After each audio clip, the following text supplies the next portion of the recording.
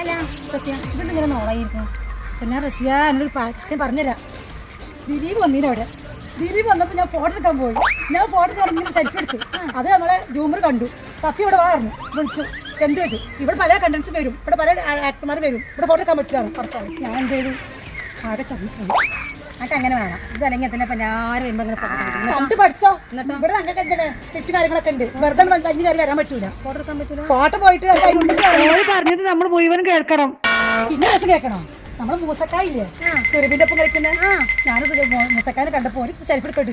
അതിനെന്താ എടുത്തോളൂ പറഞ്ഞു. ഞാനിങ്ങനെ എടുത്തു. അപ്പോഴും ഗ്രൂമർ കണ്ടു. എന്നിട്ട് കേൾക്കണോ, ഗ്രൂമർ പറഞ്ഞു ഇനി മേലെ ഇത് പറ്റൂല. അല്ല പിന്നെ വേറെ അറിയും വന്നോടെ. പിന്നെ ഒരു ദിവസം മോഹൻലാൽ വന്നു.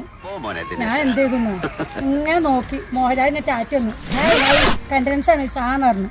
അത്രേ പറ്റുള്ളൂ. ഇന്നൊന്നും പറ്റൂ. മോഹൻലാൽ വന്നിട്ട് ഫോട്ടോ എടുത്തില്ല. പിന്നെ മോഹൻലാൽ വന്ന് ഫോട്ടോ എടുക്കണു. ഞാൻ ഈ നൃത്തം